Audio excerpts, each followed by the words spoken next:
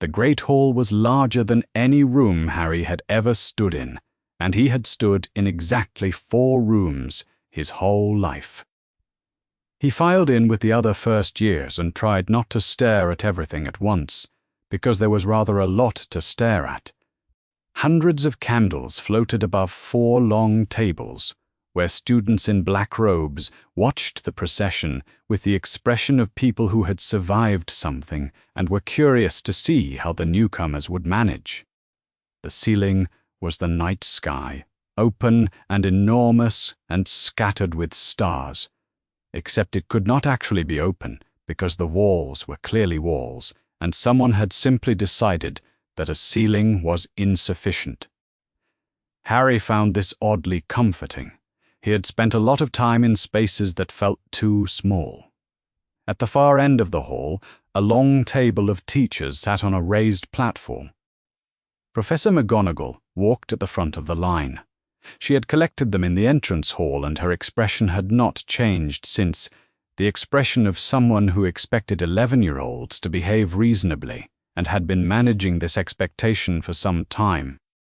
Her black hair was pulled so tightly into its bun that it looked structural. Her robes were the dark green of a forest after rain. Harry's eyes moved across the high table almost before he meant them to. A man near one end was looking at him, not glancing. Looking with the particular stillness of someone who had been waiting. Greasy black hair fell past a pale, sallow face, and the eyes were very dark. Harry did not know him, but the weight of those eyes was specific and pressurized, the way a word you've never heard still somehow lands in the chest. Then the man looked away, and Harry's scar blazed with sudden sharp pain, and he almost pressed his hand to his forehead. He didn't. He put his hands at his sides and breathed through it. 32 days. He had been a wizard for 32 days, and already he had learned not to ask questions in front of the Dursleys, not to make a scene at King's Cross, not to fall out of a boat on the Black Lake. He was very practiced at not making a scene. The pain faded. He kept walking. At the center of the high table, an old man sat in a large gold chair and watched the procession with genuine delight. He was very tall, even seated, with long silver hair and beard and blue eyes behind half-moon spectacles. His nose was crooked. His purple robes had small gold moons on them. His name was Dumbledore, and people said it the way they said the word hurricane, as a thing that was large and moved on its own. Several seats down, Hagrid sat at the high table and looked enormous and slightly cramped, and rather like a boulder that had agreed to attend a formal occasion. He caught Harry's eye and waved. Harry waved back. 32 days ago, Hagrid had appeared at a hut on a rock in the sea and told him, "Wizard, parents killed by a dark wizard, you're famous. Mars." He had been carrying all of this for a month, and it still sat in him strangely, like furniture, moved into a room it hadn't been measured for. Professor McGonagall placed a 4-legged stool at the front of the hall and set on it an old pointed hat, battered black, fraying at the brim, the kind of hat that had experienced several centuries of weather and emerged with opinions. It was motionless, and then it was not, because a rip near the brim opened into something like a mouth and the hat sang. It was a remarkably confident hat. It told them it was the smartest hat they would ever meet. It told them there was nothing hidden in their heads that it could not see. Harry stood in the procession and listened to this and filed the phrase away with 32 days and the scar pain and the word wizard in the place he kept things not yet measured for fit. The sorting began. Hermione Granger placed the hat on her bushy brown hair, and almost immediately it shouted, "Gryffindor." She looked unsurprised in the way of someone who had prepared for multiple outcomes and was now experiencing one of them. Neville Longbottom, round-faced and nervous, climbed onto the stool, and the hat deliberated for a long time, the kind of pause that makes a room hold its breath. Harry watched and thought about what it would feel like to sit on a stool in front of everyone while a hat decided what to do with you. He thought he might know. He had spent a lot of his life being a person things happened to before he understood them. Gryffindor, the hat announced at last, and Neville slid off the stool with visible relief. Draco Malfoy went to the stool with the face of someone who did not especially require the hat's opinion. The hat barely touched the crown of his slick blonde hair before shouting, "S.L. Wytherin," which Malfoy received as confirmation of something he had already decided.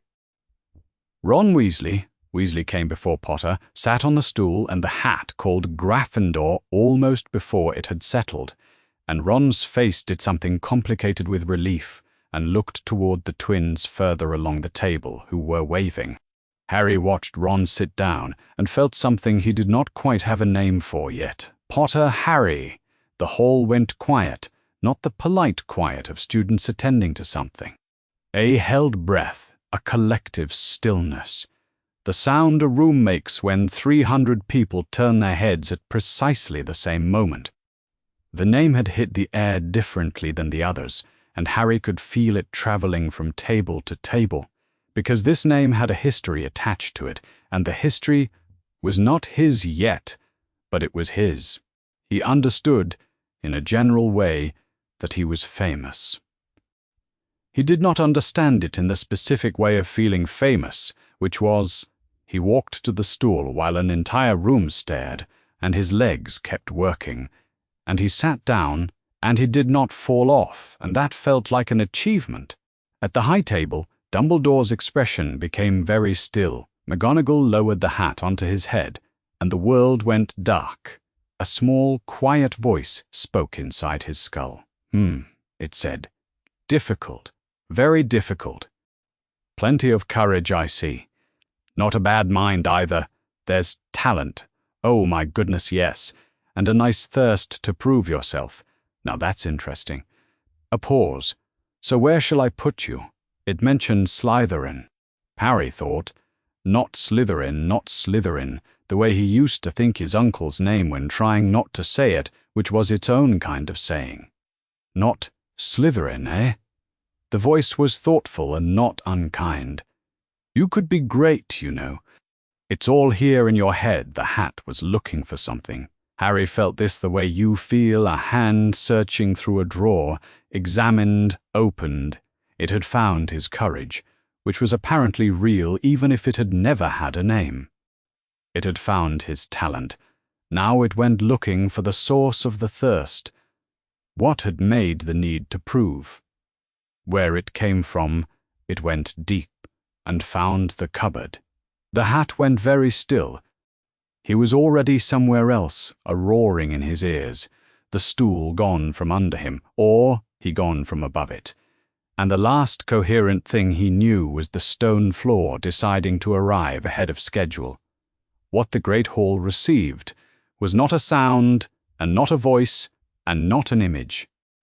It arrived underneath ordinary perception, the way some things bypass the mind entirely and reach somewhere older. What the Great Hall received was a space. Small, low, ceilinged, close, the slant of a staircase pressing down from above, a bare bulb throwing shadows into corners rather than dispersing them, a door with a bolt on the outside, a camp bed, spiders, dust.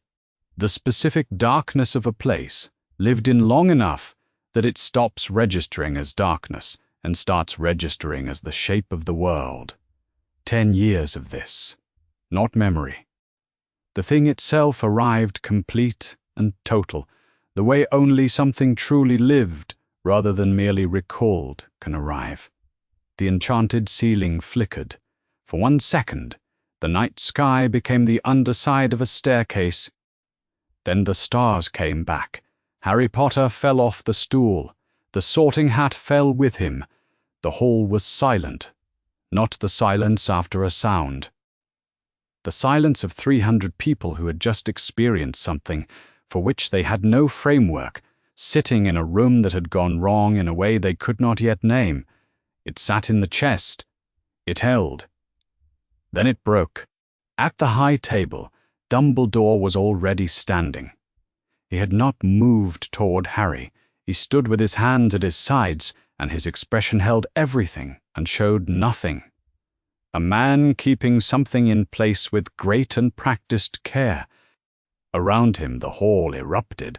Voices, movement, students rising from benches, teachers speaking over one another, Ron already on his feet without having decided to be, and Dumbledore stood in the center of all of it, utterly still. His stillness was not calm. It was the stillness of a man who had just watched arrive what he had spent 10 years keeping elsewhere, and who understood precisely, immediately, with the clarity of someone who had always known this was possible. Exactly what it meant. He didn't remember standing up. Hagrid was simply on his feet, both enormous hands gripping the edge of the high table, while the sound of the hall coming apart filled the room around him. He could see Harry from here, small crumpled shape by the fallen stool, scrawny even in new robes. He had bought the boy those robes, bought him a wand and a snowy owl and a train ticket, and he had told him, "You're a wizard and your parents were killed by a dark wizard, and everything is going to be different." Now he hadn't known about the cupboard, not the specifics. He had known the Dursleys weren't welcoming, could see that plain enough. But he had told himself the important thing was getting Harry here. He had put Harry on a boat across a lake and thought the worst is behind him.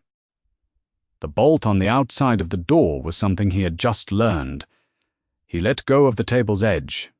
His hands had left marks in the wood. He was the largest person in the room by some considerable margin, and there was nothing he could do about any of this by being large. He wanted to go to Harry.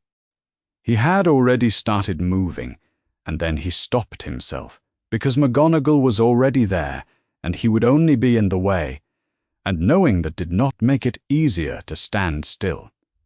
She had been mid-reach for the next name on the list. McGonagall had the scroll in her left hand when the broadcast came through, not through the ears, not a sound exactly, but something that arrived through somewhere older, and she dropped the scroll. It fell on the platform and she didn't immediately pick it up. She had been a transfiguration teacher for the better part of 3 decades. She was not in the habit of dropping things. What moved through her in the broadcast's aftermath was not the content of it exactly, but something further back. A morning in 1981, and herself as a tabby cat on a garden wall in Little Whinging, watching. She had been watching since morning.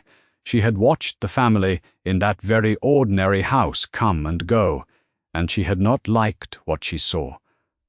And when Dumbledore arrived after dark, she had told him, the worst sort of muggles imaginable, "This child cannot be placed there." She had said this, standing on a doorstep in the dark, with the bundle that would become the boy on the stone floor. He had said, "Yes, Minerva," and left the child on the step, and walked away.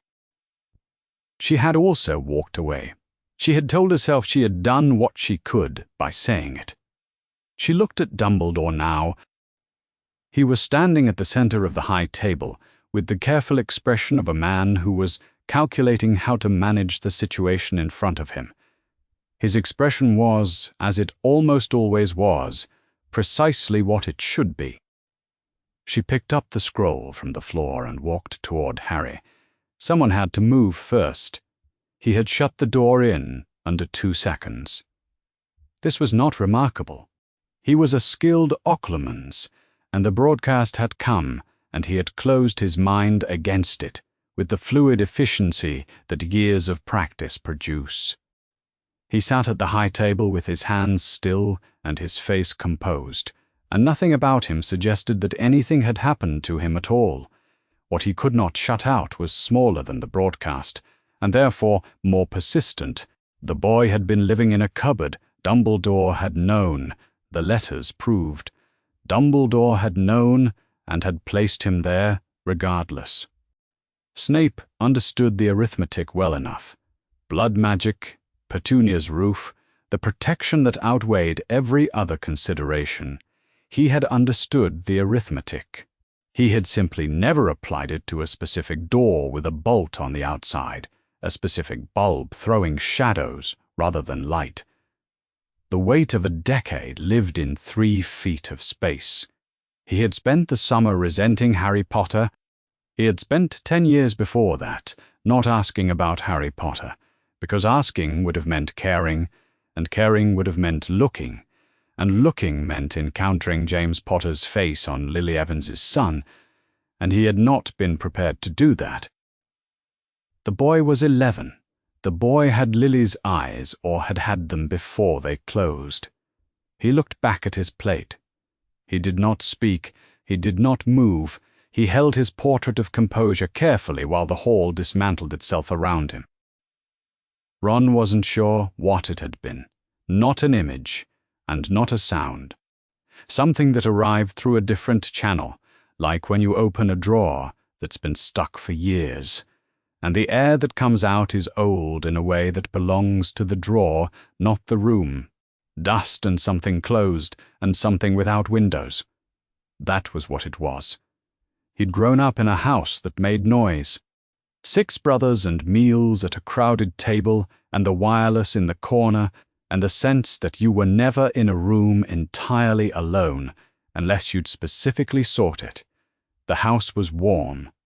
He had never thought about this before, because it had never occurred to him to compare it to anything. He'd been watching the first years get sorted, watching for Harry. They'd shared a train compartment for a few hours. Not long, but long enough to know that Harry ate food fast, the way you eat when you aren't sure if it will stay, and that he didn't know what Quidditch was, and that he seemed surprised each time something good happened, as though he kept expecting it to be corrected.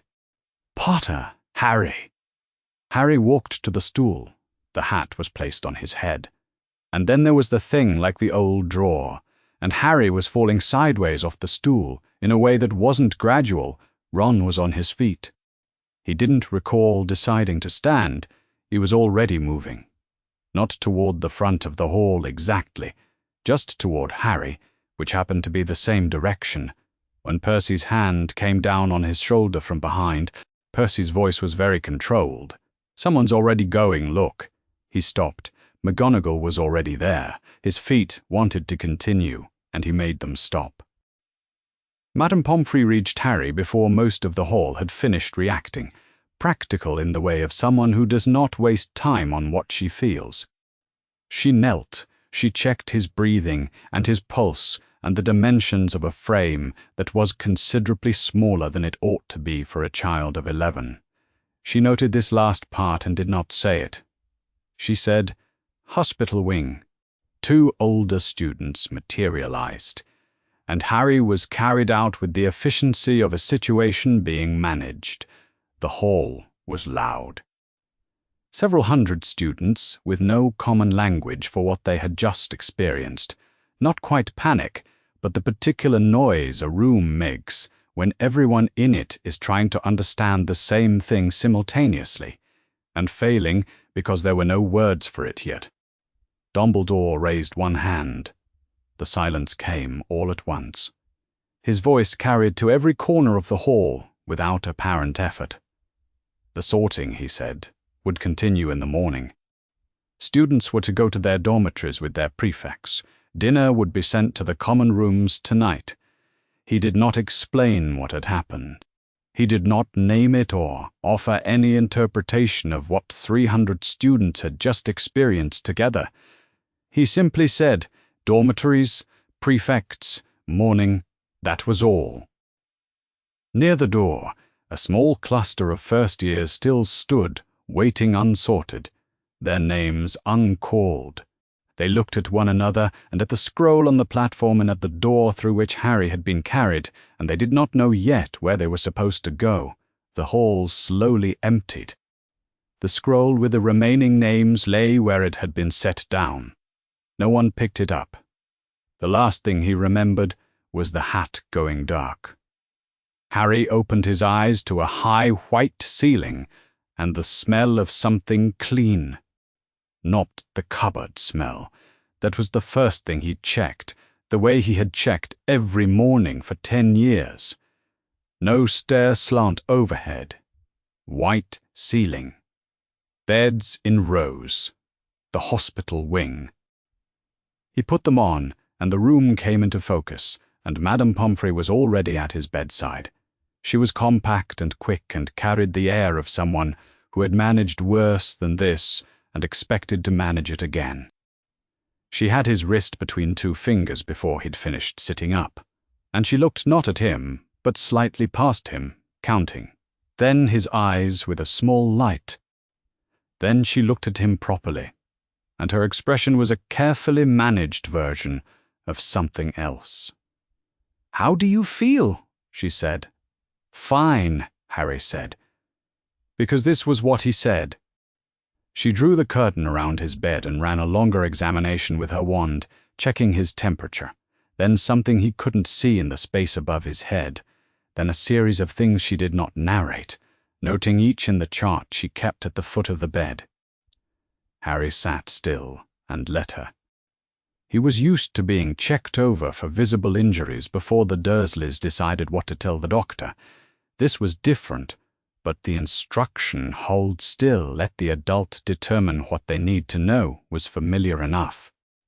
She did her work with the controlled expression of someone who has learned not to let what she observes pass across her face, because the person being observed has enough to manage without also managing someone else's reaction.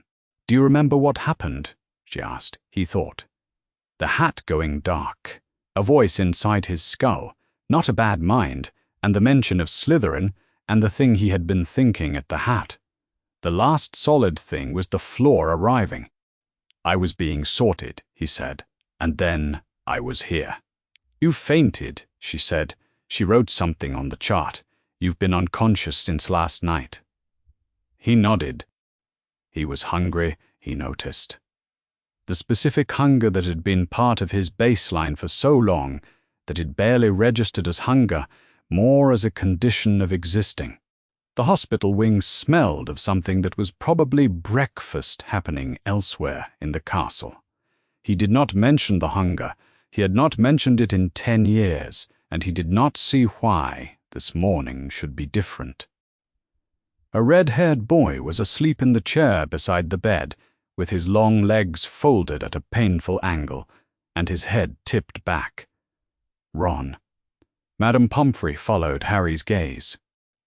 "He sat in the corridor outside until I let him in at midnight," she said neutrally. "He told me he would continue sitting there regardless." Harry looked at Ron, who was still asleep, neck at an improbable angle, mouth open. They had known each other for less than a day. Ron woke up with a snort, and then immediate alertness, the particular wakefulness of someone who has been woken by brothers at short notice, enough times that it has become a reflex. "You're up," he said, apparently, Harry said. Ron looked at him with the expression of someone deciding how to begin. "So, when the hat was on your head." "Just tell me," Harry said. He told it plainly, without building up to it or softening the approach, in the manner of someone from a large family where difficult things occasionally needed to be said quickly and clearly. He described the broadcast as best he could. It hadn't been exactly a sound or an image, and he described the ceiling flickering and Harry falling and the silence that followed. When he finished, the silence lasted a while. "Everyone," Harry said. His voice came out very level. "The whole hall," Ron said. "Every student, all the teachers, everyone who was there." Harry said nothing else for a moment. Then he lay back on the pillow and looked at the ceiling. 300 people. He had been keeping the cupboard invisible for 10 years. Not because the Dursleys had told him to keep it secret. They had never needed to say so directly. He had worked out the shape of things on his own early, the way children learn what is and isn't worth mentioning if they want life to be manageable.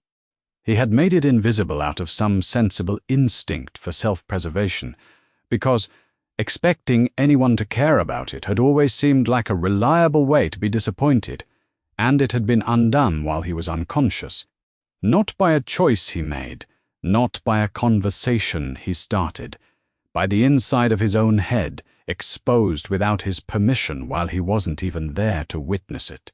Hermione Granger knocked at 7:30 and was let in after a brief exchange with Madame Pomfrey that she appeared to win by having more organized argument than Madame Pomfrey had time to address. She arrived at the bedside with her hair unsettled from sleep and a small notebook she had clearly been writing in, and she looked at Harry with an expression that was not quite sympathy and not quite what she gave a difficult passage in a book. "I've been working through the mechanism," she said, "from a legilimency standpoint. The sorting hat, did you see it?" Harry said. She stopped. "Yes, everyone saw it. Yes!" She said it the way Ron had plainly. Harry looked at her. She stood very straight and held the notebook with both hands and did not look away. "I don't want a theory," Harry said. "I just wanted to know who saw it." Hermione said nothing for a moment. Then, "I didn't know that about you. I'd read about a killing curse. The scar. Nobody wrote about the rest of it." Harry didn't answer. There wasn't a particular answer to give. "I'm sorry," she said. She said it as though she meant it. He nodded once. He was not especially practiced at receiving apologies for things that weren't her fault, because he had not had much opportunity to practice. The three of them were quiet. Outside the hospital wing windows, early September light was building over the grounds, grey-white and cool, and somewhere in the castle the day was organizing itself without them.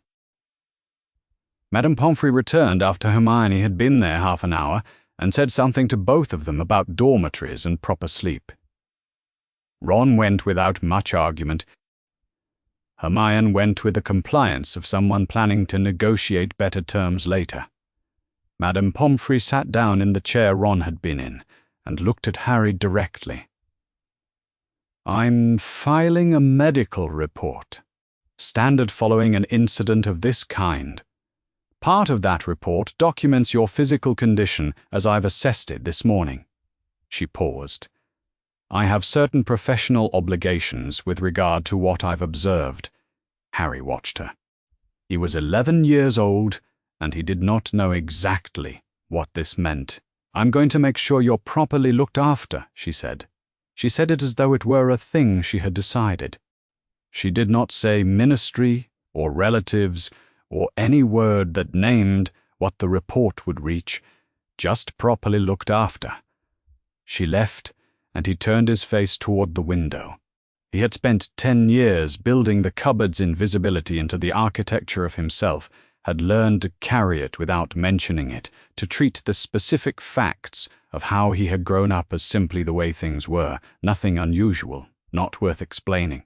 It was armor, and it had worked, and it was gone, now taken by something he hadn't even been conscious for. He cried once, briefly, faced toward the window. He put it away quickly. He had practice at that.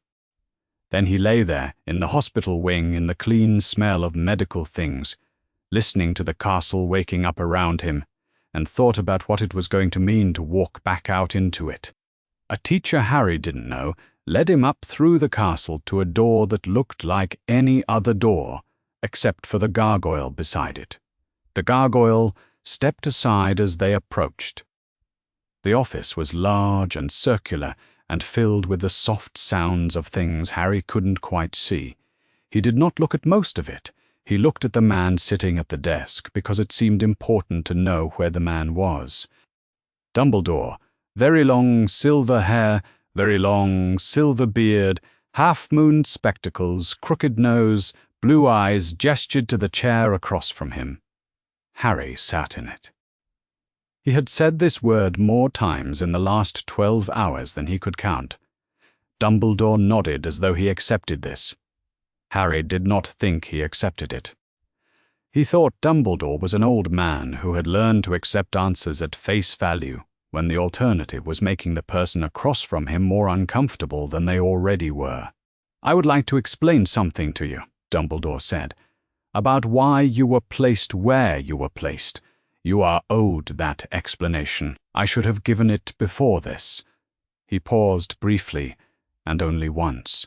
Harry already knew this. Hagrid had told him on his birthday. He nodded. "She did not die by accident," Dumbledore said. "She had the opportunity to step aside, and she chose not to. That choice, that specific, deliberate choice to die for you rather than step away, created a protection, ancient magic. Of a kind that has nothing to do with wands or training, and everything to do with love freely given." Voldemort, he said the name without hesitation, while Harry tried not to react to it, "could not touch you while your mother's sacrifice held." "All right," Harry said. He did not know what else to say. "The protection required something," Dumbledore continued. "It required a blood relative of your mother's to take you in and give you a home. Your mother's sister is Petunia Dursley. While you live under her roof, while you genuinely call that house your home, the protection holds." Harry thought about 4 Privet Drive and the word home, and whether those two things had ever been connected in the way the word usually implied. "For how long?" Harry asked. "Until you come of age," Dumbledore said. 17, which is why I placed you there in 1981, and why you must return each summer until then." "You placed me there," Harry said. "Yes." "Because of the protection." "Yes." Harry looked at him. The morning light came through the office windows at an angle that made his spectacles catch the light and threw the lines of his face into a kind of relief that was, Harry thought, rather appropriate. The face of a man who was being looked at clearly, possibly for the first time in a while, and who knew it. "The threat," Dumbledore had said, "has not entirely passed." He had said it a few minutes ago, unprompted, as though the explanation required it, and he had not elaborated. Harry was 11 years old and had been a wizard for 32 days, and he did not have enough framework yet to decide what, not entirely past, meant, whether it meant the dark wizard who killed his parents was somewhere still waiting, or whether it was a thing that powerful people said to explain why precautions were still necessary even after the danger was gone. He stored it in the same place. He stored everything he didn't yet know what to do with, which was getting rather full. "Did you know," Harry said, "about the cupboard?" The silence lasted perhaps 2 seconds. "Yes," Dumbledore said. "The letter," Harry said. "It came there. It was addressed there. Mr. H. Potter, the cupboard under the stairs." "Yes, you sent the letters there." He said it as a fact, not a question, because it was a fact. Dumbledore had sent letters to a cupboard, and the cupboard address had reached him, the way an address reaches the post, because that was where the school's records had Harry registered. Because the school had always known.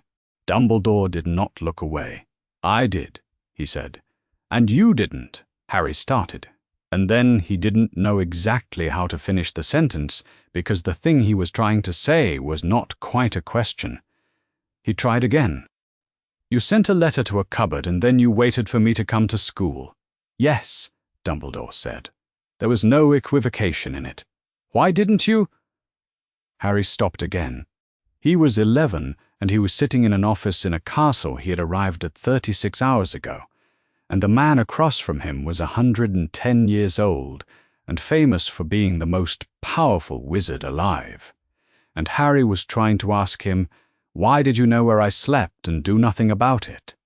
And he did not have the right words for this. He did not know if there were right words for it. Dumbledore seemed to understand the question anyway.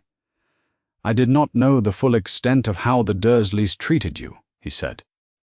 He said it carefully, in the manner of someone who has considered the sentence before delivering it. "I knew where you slept.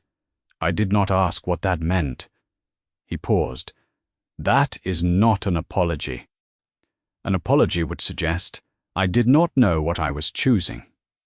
I knew. I chose not to look more closely, because looking more closely would have introduced complications that I told myself were secondary to keeping you safe. What I mean when I say, I did not ask what it meant, is that I chose not to ask, and the choice was mine." Harry looked at him for a long moment. What he felt was not anger. It was something quieter, the feeling of being told your suffering had a reason all along, that it was load-bearing, that your carrying it had been useful, that it had been someone's plan. He was 11, and he was very tired, and he had not eaten since the train, and he found he did not have anything immediate to say to that. "What happens now?" Harry asked. "Now," Dumbledore said, "you will return to the school, and you will attend your classes, and you will be placed in Gryffindor. The hat had already determined this, apparently." Dumbledore explained in brief, quiet sentences how it had worked. And Harry understood he had been sorted while unconscious in an administrative sense. "And at the end of term, you will return to Privet Drive, and the summer after that, and the summers after that, until you are 17, and if I don't want to?" Harry asked. "Then the protection ends," Dumbledore said. He said it simply because it was simple. "I cannot make you want to. I can only tell you what the consequence is." Dumbledore looked up. "Come in, Minerva." McGonagall opened the door and entered with the specific bearing of someone who has something to say and has been waiting for the appropriate moment to say it. She glanced at Harry and then at Dumbledore. "A ministerial," she said. "It has arrived for you. It is marked urgent." "Thank you," Dumbledore said. He looked at Harry. "I'm afraid I must ask you to excuse me. Professor McGonagall will see you back to the wing to collect your things, and then to Gryffindor." He stood. He was very tall standing, taller than Harry had registered sitting. "I am glad we spoke, Harry." He was not sure. Glad was the word he would have used. He sat in the corridor outside the office, with his back against the stone wall and his knees pulled up, and the door closed behind him, and he listened to the muffled shapes of voices inside, and could not make out the words. McGonagall had said she would be just a moment. He could hear the thin sound of a clock somewhere above him. The stone was cold through his robes. He was 11 years old. He had arrived at this castle last night. He had not eaten since the train yesterday, which was, he worked out the hours, a long time. The feast that was supposed to follow the sorting had not happened, for reasons that were his, and he did not know when the next meal was or how it was found, or whether there was a way to get food between meals in a castle. He heard footsteps on the stairs below, and Ron came around the corner with red hair and freckles, and 2 inches of height advantage, and an expression that suggested he had been looking for Harry, and was not surprised to have found him sitting on the floor. "McGonagall said you'd be here," Ron said.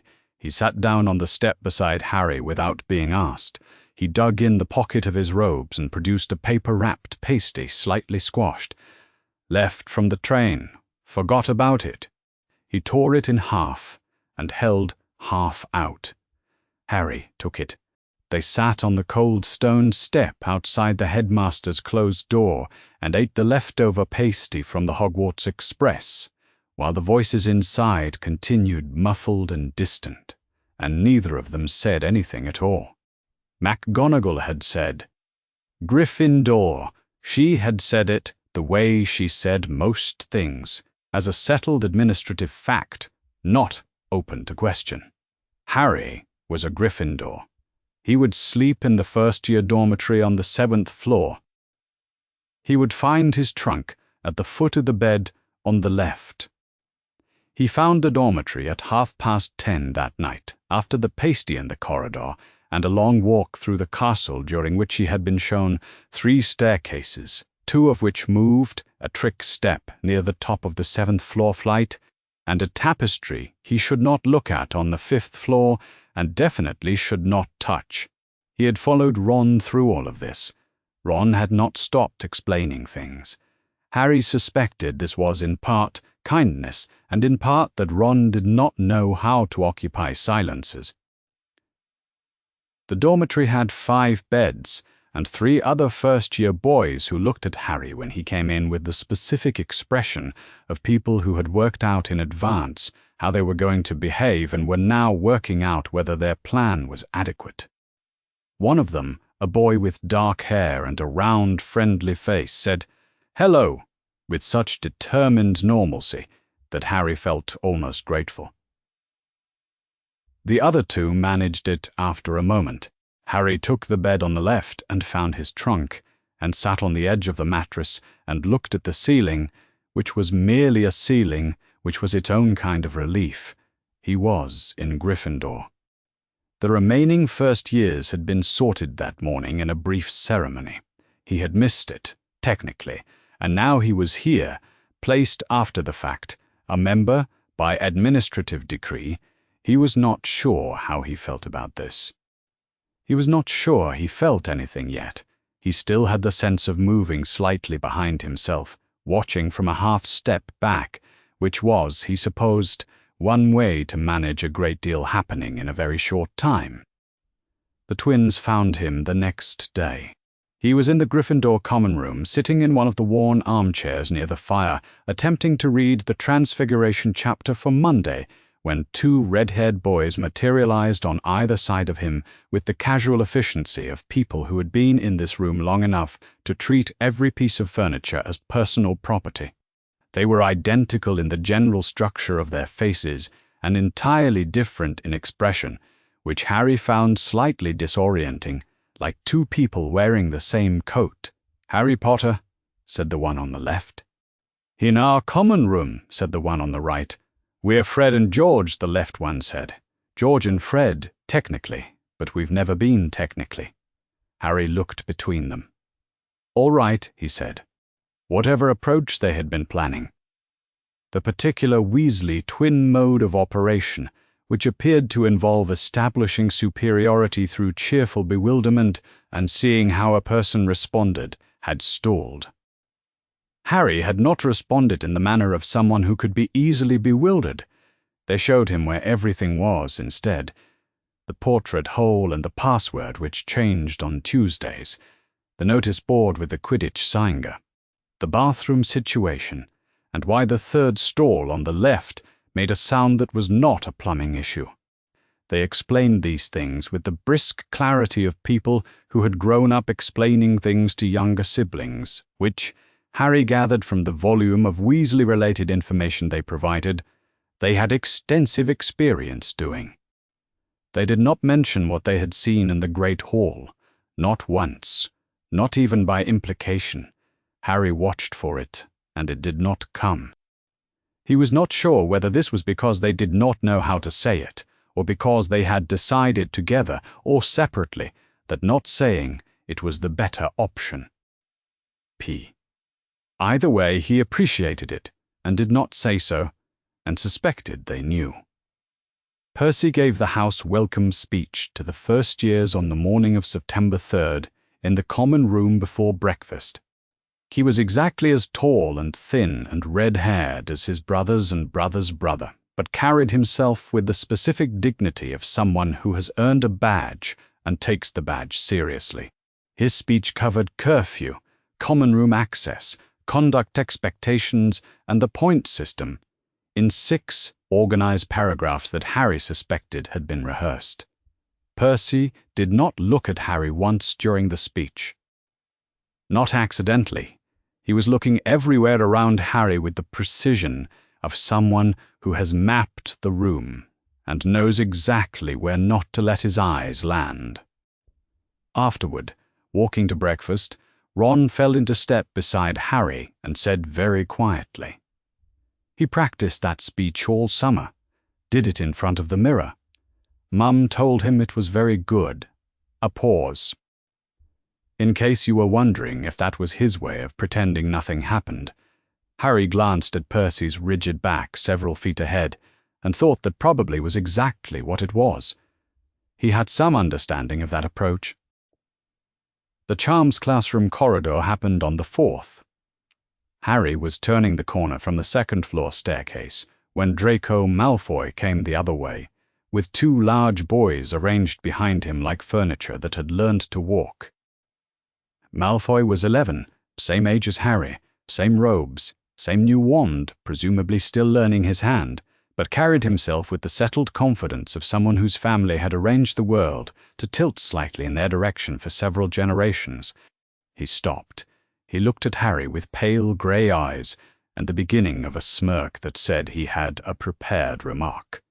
"Potter," he said, "I hear the hat needed a few extra minutes with you. All that crying to do." He thought about what he had said to the hat. Not Slytherin, not Slytherin, and the voice that had said, "You could be great." He thought about the corridor this morning, and Percy's careful unseeing. He thought about 10 years of people who had tried to make him feel small, and how he had learned early that responding was a choice, and that choosing not to was its own kind of power. Harry said, and walked past him. Malfoy said something after him. Harry caught the shape of it without the content, and the 2 large boys made a sound that might have been laughter. Harry kept walking. He had the specific attention of someone who has just tried to use a key that does not fit this lock and is recalculating. That, Harry thought, would not be the last of it.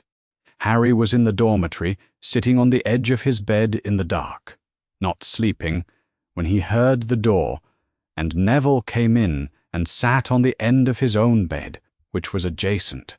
Neville had the round face and the expression of a person who was always slightly worried about getting things wrong, who had made a specific effort to get this right, and was not entirely certain he had. He was quiet for a moment.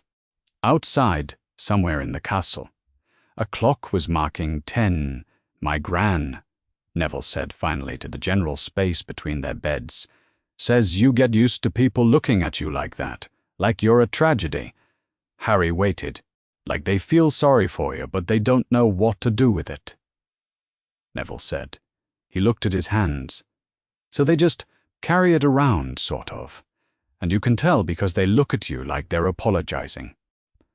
He was quiet for another moment. Then, "I don't think you do, really, get used to it." He said it as a factual observation, not as a complaint. "I think you just get better at noticing faster which ones are doing it." Harry did not respond immediately.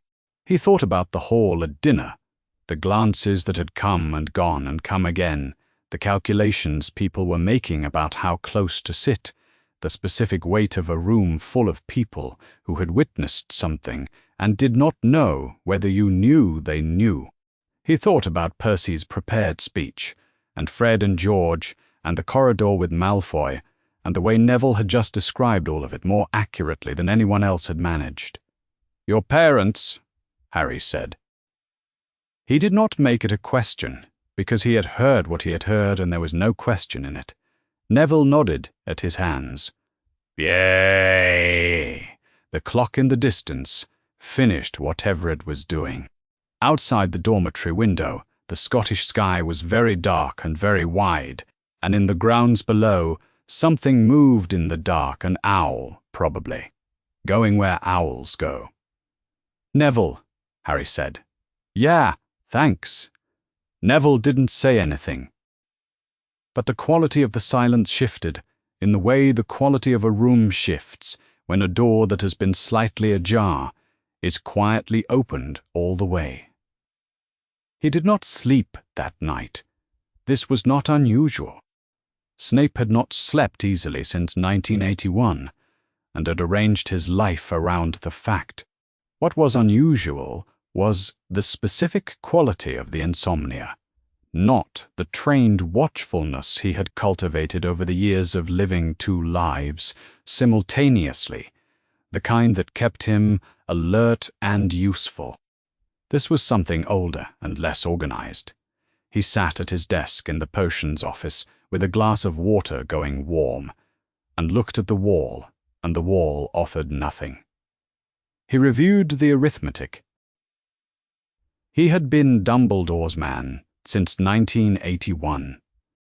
The sequence was not complicated. He had overheard the prophecy, delivered it, understood too late what target it pointed toward, and done the only thing that had any chance of mattering, which was to go to Dumbledore and give him everything.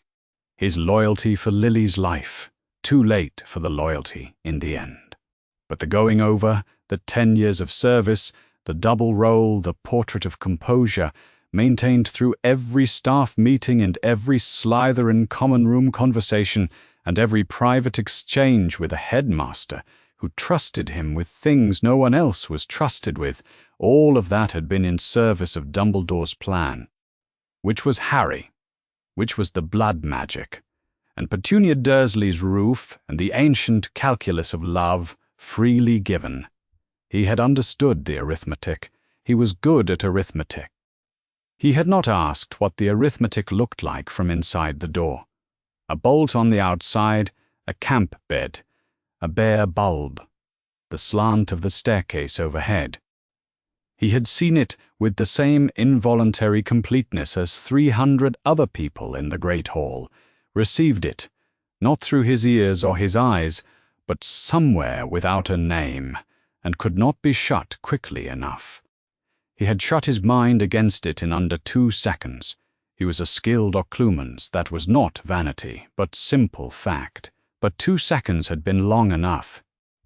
It was there now, filed in the part of him that did not cooperate with his preferences. He had spent 10 years not asking about Harry Potter, and this was the result of not asking.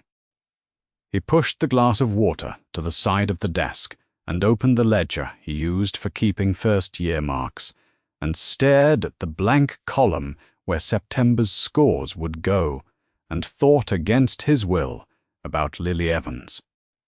She had grown up 2 streets from him, in a house that smelled of biscuits and had a cat.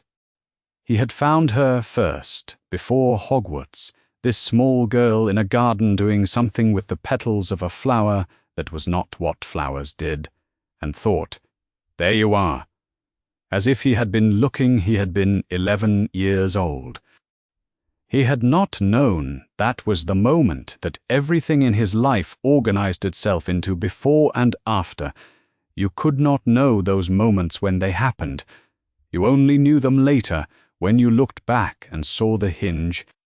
She had been the kindest person he had ever known, and he had ruined it through a combination of pride and the company he kept and a word said in public that he had never stopped regretting, not for a single day in the 15 years since. She had died because he had carried a prophecy to someone who had used it the way Voldemort used everything, as a reason to destroy something. This was the chain. He had pulled the first link. He lived with this. Her patroness had been a doe. His was as well. He had told no one this. She would have wanted her son to be all right. He knew this with the certainty of someone who had known her well enough to understand that this was not sentiment, but the simple direction of who she was. She would have wanted him properly housed, properly fed. She would have looked at the arithmetic and asked, but what does it cost him? He had not asked. He closed the ledger. He would not ask now. The situation was as it was. The blood magic required what it required, and Dumbledore's plan was the plan, and his role in it was unchanged. He was the potions master of Hogwarts school and the head of Slytherin House and Dumbledore's instrument. And tomorrow he had a first-year potions class, and he was going to teach it in the manner in which he taught all things, which was without softness and without apology. This was what was required of him. He was very good at performing what was required. He went to bed at 2 in the morning, and lay in the dark and did not sleep for another 2 hours, and when he did sleep, it was not restful. The potions classroom was in the dungeons, where the temperature was 2 degrees lower than the rest of the castle year-round, and the torchlight had a particular flatness that tended to make people feel they were being observed. Snape had taught in this room for 9 years and found its atmosphere professionally useful. He stood at the front while the first years arranged themselves, Gryffindors and Slytherins as was the tradition, because it was always useful to introduce children to their rivals early, and waited for silence. It usually did. He looked at the class. The Slytherins were arranged to his right with the settled confidence of students who had been to this classroom before, in their imaginations, and knew their place in it. The Gryffindors were on his left and looked, variously, apprehensive. His gaze moved across them and noted and catalogued and came to rest for 1/2 second on Harry Potter, who sat in the 3rd row with his 2 large robes and his black hair and Lily's eyes, and who looked back with the specific wariness of someone who has learned to watch for where the threat is going to come from. Snape looked away. "You are here," he said, "to learn the subtle science and exact art of potion-making." His voice in this room was always exactly what it needed to be. Low enough that they had to be quiet to hear it, precise enough that there was no question of tone or invitation to answer. As there is little foolish wand-waving here, many of you will hardly believe this is magic. He moved through the lesson with the efficiency of 9 years of practice. He asked questions. The questions were designed to be unanswerable by anyone who had not already studied the material, which was almost everyone, which was the point. He called on students by name. He was exact in his corrections. He did not soften anything. He called on Potter at 12 minutes into the lesson. "Potter," he turned from the board, "what would I get if I added powdered root of asphodel to an infusion of wormwood?" The boy looked at him. He had the expression of someone who had been waiting for something and had now received it. "I don't know," Harry said clearly. Snape moved on. 1. He asked 2 more questions and wrote the next instruction on the board and did not look back at Potter for 6 minutes. During those 6 minutes he was aware, with the precision of someone who had spent his career maintaining composure across divided attention, that he had noted the boy was thin. This was not a professional observation. He had not meant to note it. The observation had arrived in the same involuntary channel as the broadcast, and sat in the same place where he was not cooperating with his preferences, and he had crushed it, efficiently, immediately, with the practiced compression of a decade of occlumency, and written the next instruction on the board and taught the rest of the class without deviation. The lesson ended. The students filed out. Potter remained. Snape had told him to remain. A spilled asphodel root at Potter's station had required it, and he sat at his desk marking the lesson's written observations while the boy cleaned the work table. The sound of the scrubbing was very even and patient. Snape did not look up for several minutes. When he did look up, it was only because the scrubbing had paused. Harry Potter was standing at the work table with the cloth in his hand, looking at the far wall of the dungeon, and his expression in that unguarded moment was something Snape recognized, the specific stillness of a person who has learned to take stock in quiet spaces. He had an 11-year-old's face. He had the patience of someone older.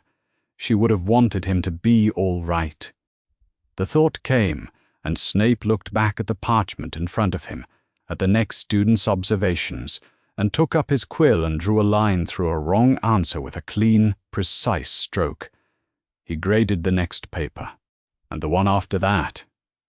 Harry finished cleaning the work table and placed the cloth in the bucket and said, without inflection, "Is that done?" "Yes," Snape said without looking up. "You may go." The door closed. The dungeon was quiet. The torchlight did its flat, useful work. He set the quill down and looked at the top of his desk and thought with the part of his mind that did not cooperate with his preferences. He is too thin.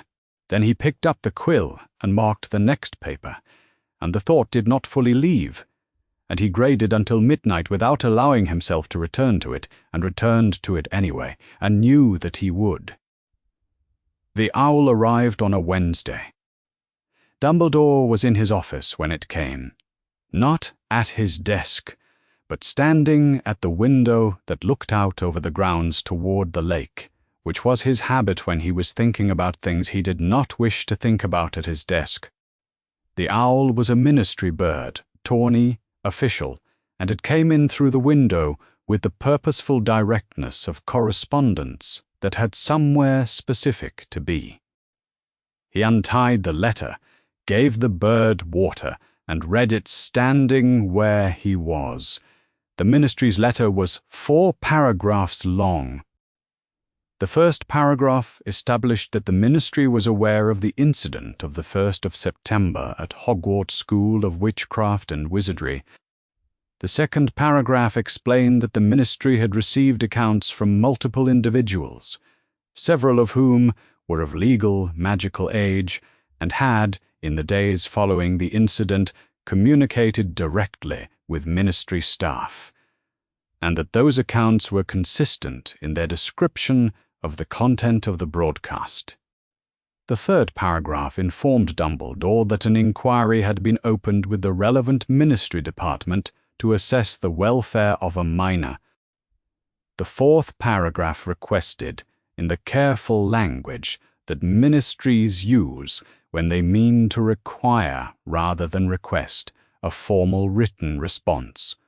Dumbledore folded the letter, set it on the table, and stood with it for a while. He had been expecting it. He had been expecting it since the moment he had stood in the great hall with his hands at his sides and watched 300 people receive something they had not been meant to receive, and understood, with the clarity of someone who had always known this was possible.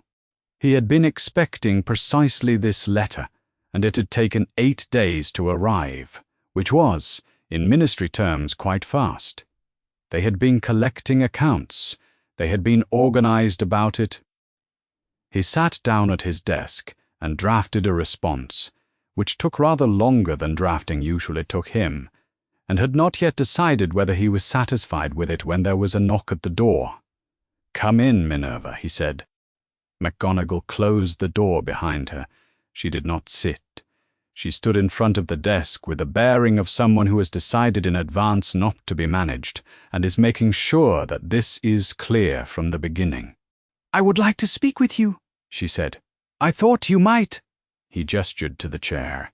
She sat, with the specific deliberateness of someone choosing to sit as a strategic adjustment, not a concession. He moved the ministry's letter so it was visible on the table between them. She looked at it, and then at him. "I was holding the scroll," she said. "I know. I was mid-reach for the next name." She said it without heat. She was not a person who made arguments with heat when the facts would do. "The broadcast came through and I dropped the scroll.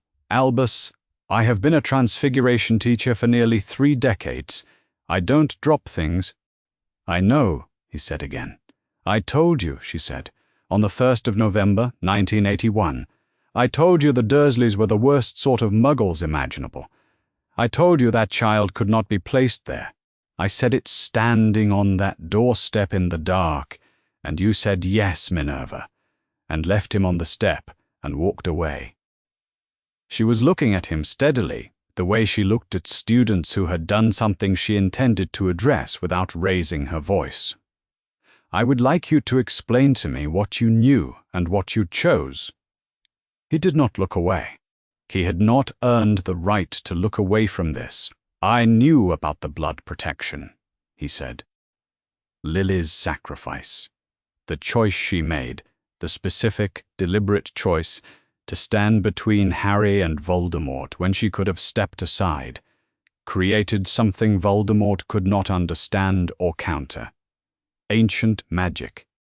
While Harry lives under the roof of Lily's blood, Petunia's roof. The protection holds. Voldemort cannot reach him there. He paused. For the protection to remain intact, Harry must genuinely call that house home, must return to it each summer, must think of it as his place in the world through the age of 17. And the threat, McGonagall said. You will not tell me the threat is past. No, Dumbledore said. I will not tell you that. She absorbed this without visible reaction, in the manner of someone who had suspected it and is now confirmed. The protection protects Harry from Voldemort, she said. It does not protect him from the Dursleys. A bolt on a cupboard door is not a killing curse. Those are two different threats. The room was quiet. You are correct, Dumbledore said. They are different threats, and I chose to protect him from one of them. The sentence sat in the room. McGonagall let it sit. He did not attempt to follow it with anything, because there was nothing to follow it with that would not make it worse. He had made his calculation, and it was the calculation he had made, and she was looking at it clearly for the first time, and he was not going to insult her by explaining that the calculation had seemed reasonable at the time. He had known it had costs. He had chosen to look at the benefits. The letters, she said. Yes, you send letters to a cupboard, Albus. I know. She was quiet for a moment. He watched her and did not try to predict what she would do because she had surprised him before, and he thought she probably intended to surprise him again. I am not going to simply accept the same answer I received in 1981, she said. I did not expect you to. I want two things. She had prepared this. Of course she had. First, the Ministry receives a full and accurate written account from you of Harry's living conditions as you have understood them, including when you became aware of the cupboard. Second, before Harry returns to Privet Drive in June, someone goes there, assesses his welfare. Formally, not a letter, a visit. Dumbledore considered this. It was not long consideration. He had made concessions before. This one was not the largest. And she was right, and he knew she was right, and the Ministry's letter was sitting on the table between them and would require a response regardless. And he had spent enough years misjudging the cost of a closed door to be able now to recognize the closed doors he had made himself. I agree to both, he said. She looked at him with the expression of someone who had won something and found it less satisfying than they had hoped, which was generally what winning looked like when the thing you were winning about should not have been necessary in the first place. She stood and straightened the front of her robes and said, good, as if it were not good at all, but was at least something. Minerva, he said as she turned for the door. She paused. You were right, he said. In 1981, you were right. She looked at him for a moment from the door. Then she left. He sat for a while with the Ministry's letter and his unfinished draft in the quiet of the office, and thought about what he would write, and thought about a boy on a doorstep in the dark, and the letter he had left with the boy that explained nothing, and all the things he had chosen to look at instead of the door with the bolt. In the great hall below, Harry Potter was eating dinner. He did not know about the Ministry's letter. He did not know about the conversation that had just taken place in the headmaster's office. He did not know about blood protection, or the precise requirements of ancient magic, or the careful institutional accounting that was being conducted in multiple offices on his behalf. He was 11 years old, and he was in his first week of classes, and he had just discovered that he had an aptitude for flying that no one had told him about because no one had given him the opportunity to try, and he was currently eating roast chicken and thinking about nothing except the roast chicken. He had not had a meal like this before, not as something he could remember. He was coming to understand that Hogwarts fed you in a specific way, not carefully portioned, not positioned so that you took what was left after others, but simply available, as though it were obvious that people should be allowed to eat until they were full. He found this remarkable each time, and was beginning to wonder if he would always find it remarkable, or if at some point it would simply become the way meals were. He did not know the answer. He ate the roast chicken and the potatoes, and a great deal of bread. And across the table, Ron was explaining at length why a particular Quidditch match from 3 years ago was the best Quidditch match in recent history, that it was going to be fine. He reached for more bread, and the candles above the table floated in the draught from the high windows, and the great hall made its particular noise of 300 people eating and talking at once, and the ceiling above it all held its patient stars. By the second week of term, Harry had learned that being looked at came in several varieties, and that identifying them quickly was useful. There was the look that was trying to be kind and did not quite know how, people who caught his eye in the corridor and then looked away, or who said something slightly too cheerful and then moved on before he had to respond. There was the look that wanted to be near him because he was famous, which was not new exactly, and was perhaps the easiest kind to navigate because it was comprehensible and had nothing to do with the cupboard. There was the look that treated him as a curiosity, which was the one that made him feel most like an object left out in an unfamiliar room. And there was the look, the rarest kind and the one he found he was most grateful for, that simply did not look, that chose to see him as someone eating breakfast or copying transfiguration notes, rather than as someone who had a history that had recently been distributed to the entire school without his permission. Ron's look was in this last category. Ron complained about Charm's homework and told him about Quidditch at length, with the enthusiasm of someone who had never had any reason to assume that Quidditch would not be interesting to everyone in his immediate vicinity. He never brought up the broadcast, not once. Harry thought this was probably a conscious choice, though Ron did not make it feel like one, which was the point. They were in the library on a Thursday afternoon.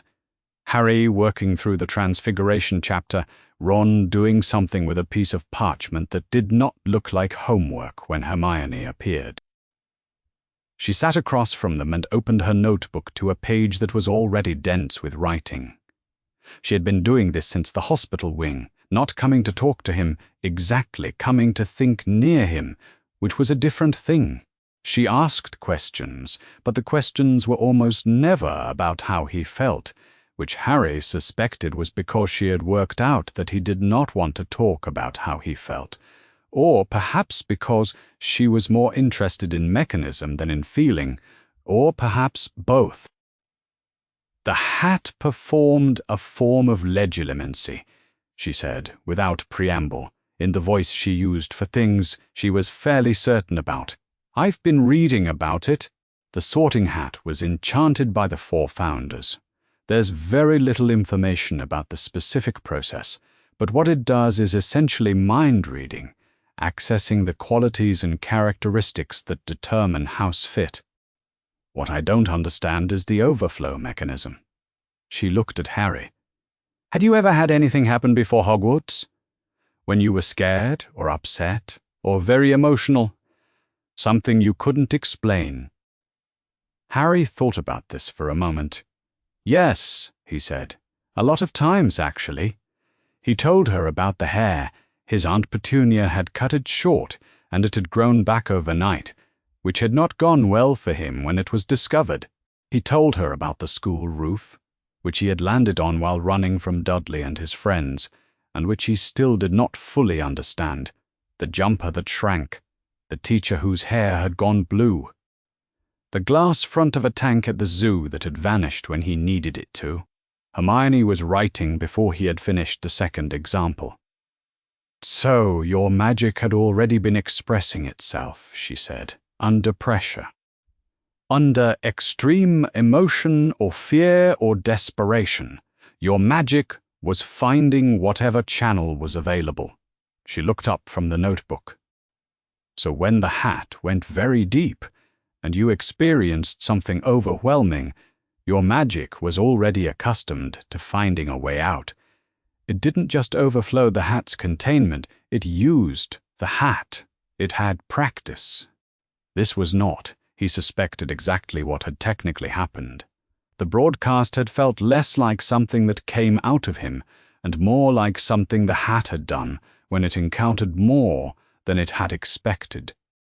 But he understood what Hermione was building toward, a frame in which he was not a vessel that had shattered, but something that had been too full and overflowed, which was a different thing. Something overflowing was still intact. He found he was able to sit with that.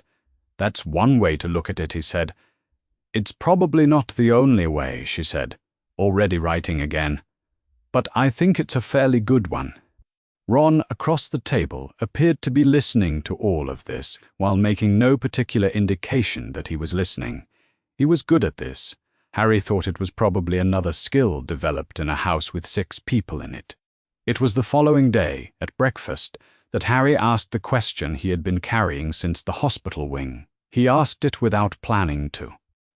He had been eating toast and half listening to a conversation between Ron and Seamus Finnegan about whether Hufflepuff's Quidditch team stood any chance this year, when Ron said something about how the school tracked Quidditch team sizes to know how many brooms to supply. Does Hogwarts know where its students sleep? Harry said. Ron looked at him. What do you mean? When you were accepted? The letter. Does Hogwarts know where to send it? Know where you actually are? I suppose, Ron said, with the slight uncertainty of someone who had never needed to think about this. It must track you somehow. You have to be accepted by the school, don't you? And the letter finds you. Fred and George said a letter followed a Muggle-born student halfway across Scotland one year, when her family was on holiday. My letter came to the cupboard. He said it flatly, without emphasis. He was looking at his toast. Ron went very still. The words had arrived the way plain things arrived, when you finally stopped managing them.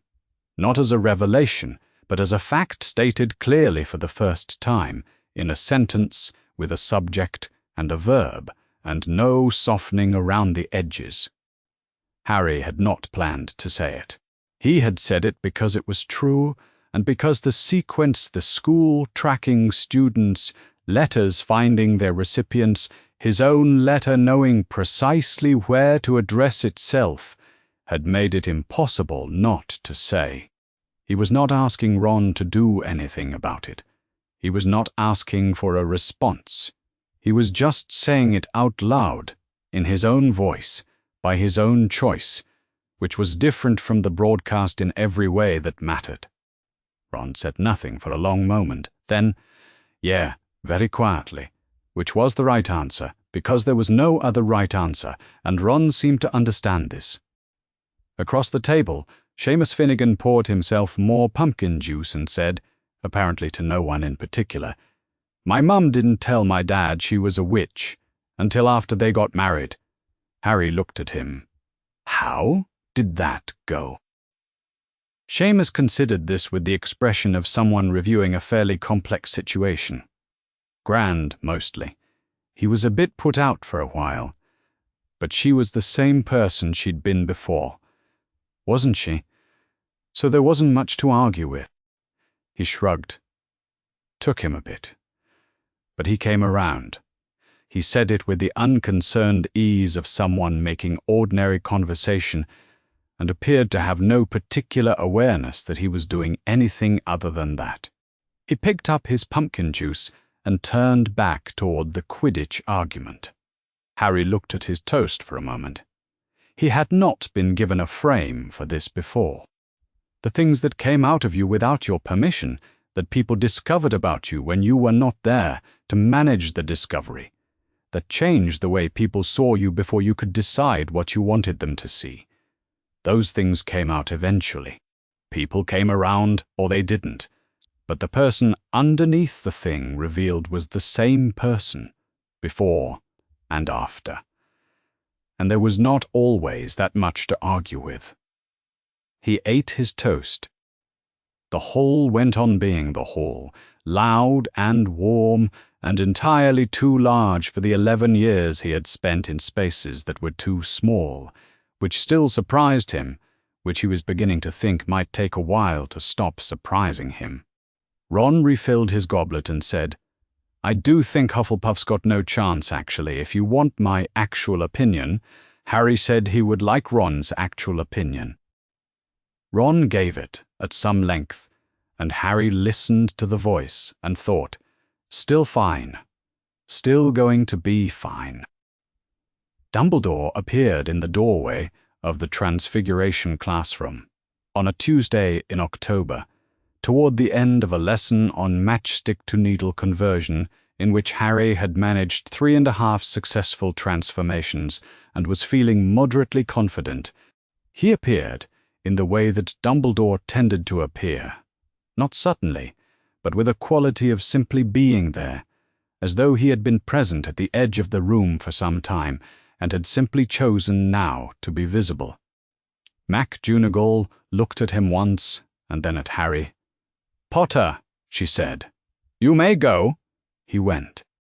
He followed Dumbledore through corridors and up the familiar staircases to the office he had last sat in 6 weeks ago, when everything was 36 hours old and he had not yet eaten since the train. The spiral stairs, the office, large and circular, filled with its soft mechanical sounds from corners he still didn't look at. Dumbledore did not sit behind his desk. He stood near the window, which Harry had come to understand was how he looked when he had something to say that he thought required some care. "The Sorting Hat," Dumbledore said, "has asked to speak with you." Harry looked at him. "Tat." "It does not do this often," Dumbledore said. "In my tenure here, it has done it once before, for reasons I will not go into. But the hat is old and wise in ways that are not precisely the same as the wisdom of a person. And it has asked, and I think it may have something worth hearing." He paused. "I thought you might want to hear it from the hat rather than from me. I will be just outside." He gestured toward the hat stand in the corner, where the sorting hat hung on its peg, motionless, looking exactly as it had on the night of the sorting, old and battered and patched, the rip near its brim closed now, looking entirely ordinary, and Harry thought. Dumbledore left and closed the door. Harry stood in the middle of the office and looked at the hat. The hat did not move. Harry waited. "Well," said the hat, "sit down. You're making the room feel tall." Harry sat in the chair in front of the desk. The hat's voice from out here, from outside his skull, coming from a few feet away, sounded different than he remembered. Inside, it had been a voice with no direction, arriving from everywhere and nowhere. Out here, it was smaller and more specific, coming from a particular location, belonging to a particular object. It was also a completely different thing. "You did not break," the hat said without introduction. "I overflowed." Harry looked at it. "I have sorted approximately 1,000 years of students," the hat continued. 11, 12, 13 years old, coming in their groups every September, wearing their nerves in every possible configuration. I have encountered grief. I have encountered cruelty. I have encountered ambition that would have surprised the ambitious. I have encountered fear and talent, and the specific cowardice that does not know itself as cowardice. I encountered all of these things in you. They were within my capacity." A pause. The hat did not move when it spoke. Only the rip shifted slightly, the way a mouth shifts. What was underneath all of them was not a memory. What I found was not a recollection of a cupboard. It was the cupboard, 10 years of it, present in your mind the way a decade lived in a space is present, which is, as the shape of the mind itself, that I could not hold. I have not in 1,000 years encountered that before, and I overflowed. Harry was quiet for a moment. Outside the windows of the office, the October sky had the flat grey of Scottish autumn pressing against the glass. "So it was your fault," Harry said. "Yes," the Hat said. "Technically, mechanically, yes. I was not adequate to the task.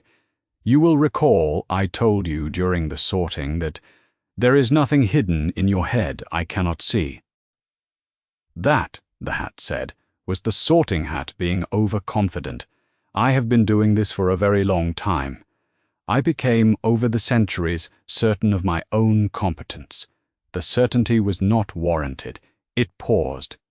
I would say I regret this, but regret is a complicated condition for a hat. What I will say is, the failure was mine, not yours.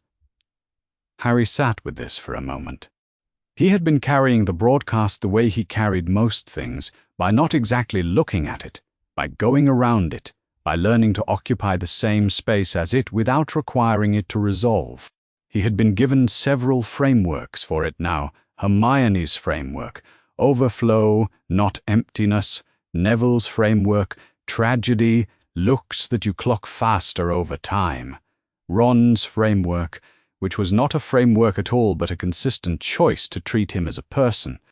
Now the Hat was adding one more, and its framework was the most specific of all because it came from the inside. "You told me I could be great," Harry said, "inside my head when you were deciding." "I did. And then you said, 'Not Slytherin.'" "You said, 'Not Slytherin.' I responded to that." Harry thought about this. "Why Gryffindor?" The Hat was quiet for a moment that felt like consideration rather than silence. "You told me not Slytherin before you knew what Slytherin was," it said.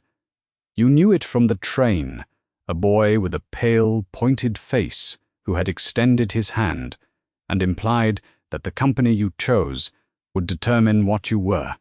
You had decided before I asked you. Not Slytherin was not a house. It was a position. It was a value held before the value had a name." Another pause. "Gryffindor is for the people who choose the thing before they know what it costs." You had already done that. The Hat only confirmed what you had already decided. Harry looked at his hands for a moment. He was 11 years old, and sitting in a headmaster's office in October, and a 1,000-year-old Hat was telling him that the most important decision it had ever made about him had been made by him first. "You've been doing this for 1,000 years, he said. "Approximately, and you've never had to apologize before." "Not for this," the Hat said. "I have been wrong about houses on a handful of occasions, placed someone in Gryffindor who ought to have been Hufflepuff, that sort of thing. Correctable errors. Never an error." It paused again. The rip near its brim shifted. "No, never one that was visible to 300 people simultaneously." "What do most people want from you?" Harry said. He was not sure exactly why he was asking. "When you sort them." "A house," the Hat said, with something in its voice that might have been wry if hats were capable of wry. "An answer to be told where they belong. That is usually enough. That is the only thing I am supposed to provide." A brief pause. "I did not provide that to you in the ordinary fashion. I am sorry for that. I am aware that an apology from a Hat is a limited thing." "It's not nothing," Harry said. "No," said the Hat. "I suppose it isn't." Harry stood. He looked at the hat on its peg, the patched crown, the centuries of wear that had given it its particular slant, the sense it carried of having been in the room for every version of the room that had ever existed. He thought about the word overflow and the word shape, and the way the Hat had said the cupboard was present as the shape of the mind itself, which was not a comfortable thing to hear, but was the first description that had felt precise. He had not broken. The Hat had been insufficient. Those were different problems. The first problem was his to carry. The second was the Hat's. He was not certain that knowing the difference changed anything about the weight. but it changed something about how the weight was organized. He crossed to the door and opened it. Dumbledore was in the corridor, standing with his hands behind his back, looking at a portrait that appeared to be sleeping. "All right," Dumbledore said. "Yeah," Harry said. He walked back down the spiral stairs and through the corridor and down toward the rest of the castle, which was doing what it always did at this hour, filling with the noise of several hundred students moving between lessons, and he moved through it with the thing the hat had given him in his chest, which was not comfort exactly. He was too large to contain. He had been, before he arrived here. The hat had encountered the shape of him and overflowed. He was 11 years old, and he was going to be late for charms, and he thought, turning down the 3rd-floor corridor at something between a walk and a run, he would carry this differently now. Not easily, but differently. The Ministry's formal acknowledgement arrived on a Tuesday in late October, and Dumbledore read it in his office, with the careful attention he gave to documents that required careful attention, which was to say, he read it once, set it down, and looked at it for a while before reading it again. The letter was measured in its language. It acknowledged receipt of his notification. It confirmed that the matter had been received and was under review. It noted that the Ministry took the welfare of magical minors seriously and would be in correspondence. It was 4 paragraphs of bureaucratic prose that said, with efficiency, 3 things. The Ministry was aware, the Ministry was organized, the Ministry would not be letting this drop. He set it on the desk beside the draft of his reply, and did not immediately write the reply. Instead, he thought about Lily Potter. She had been born on the 30th of January 1960. She had died on the 31st of October 1981. She had been 21 years old. She had stood in a room in Godric's Hollow and made a choice, specific, deliberate, the choice to stay rather than to step aside, and the choice had created something that Voldemort, who understood power as a thing imposed rather than a thing given, had not been able to predict or counter. She had been 21 years old. Harry was 11. He had now lived nearly 3 months of his 11th year without her, which meant he had lived more years of his life without her than with her, and the arithmetic of that had been obvious since Harry arrived at the school. But Dumbledore had found himself returning to it anyway, the way you return to a door that you have already established is locked. James Potter had been born on the 27th of March 1960 also, 21, the same age as Lily. Gryffindors together married young, the way people married young when there was a war, and they did not know how much time they had. Also, dead on the 31st of October 1981. Harry had James's hair, and James's build, and the look of the face that Dumbledore associated entirely with James, and Lily's eyes, which were the precise green that Lily's eyes had been.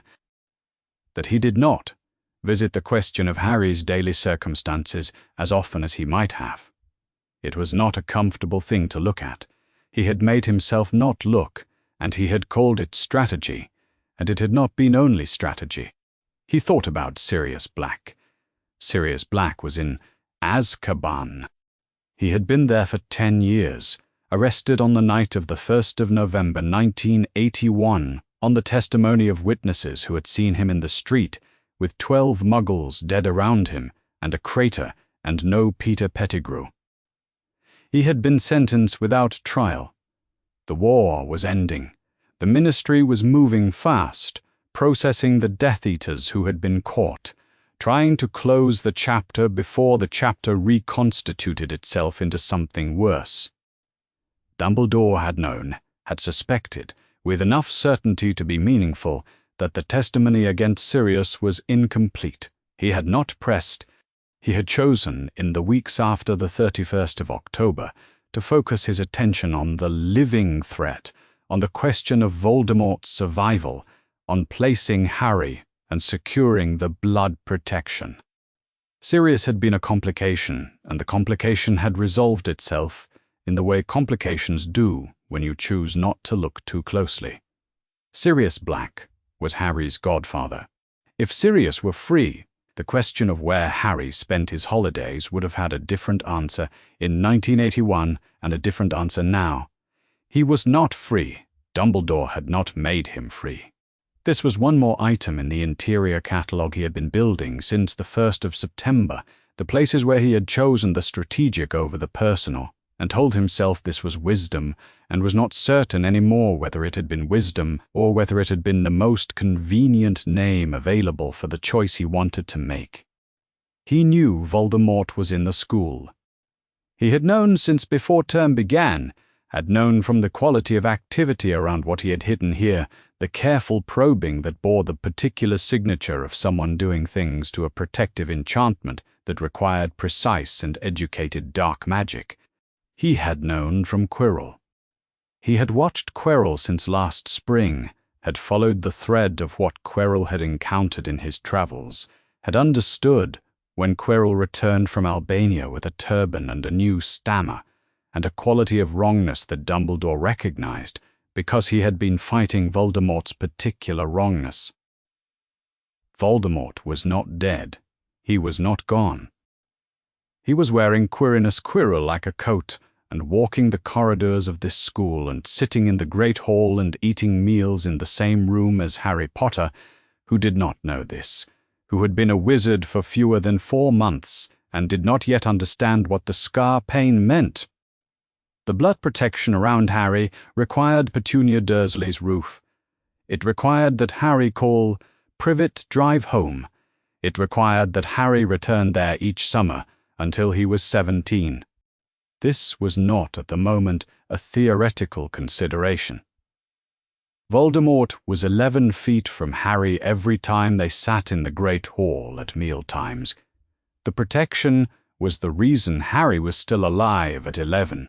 The protection was the reason Voldemort had been unable to kill him in 1981 and would be unable to kill him now here under these enchantments. The protection was load-bearing. Dumbledore believed this with the full weight of 10 years of decisions built upon it. He picked up his quill. He wrote his response to the ministry. He wrote carefully and he wrote honestly because he was past the stage in this reckoning where dishonesty would be useful to him. He had tried the shape of dishonesty in the sense of not looking, of not asking what the address on the letters meant.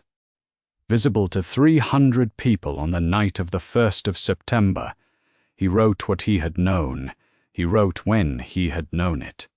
He wrote that Harry Potter would return to 4 Privet Drive, Ive, Little Whinging, Surrey, for the summer holiday, as was required. And he wrote the reason, which was blood protection, and he wrote it without making it sound more comfortable than it was. He wrote a second letter. This one was to McGonagall. He confirmed the commitment he had made in his office, a visit to Privet Drive before the summer term began, a formal welfare assessment, her choice of who conducted it. He sealed this one carefully with a Hogwarts seal, and set it beside the ministry's reply. He sat for a long time with both letters and the quiet of the office around him. Somewhere above the dungeons, in the part of the castle that climbed toward the sky rather than downward into the stone, Harry Potter was in a dormitory. In a bed, presumably. It was late, warm, fed, safe in the way that the castle's enchantments could make a person safe, which was substantial, more substantial than most places in the world. He was 11 years old, and he was in school, and he had for the first time in his life a place that was his, in a way that Privet Drive had never been his. Dumbledore did not regret keeping him alive. He was clear about this, in the way that you become clear about certain things when you have looked at them long enough without flinching.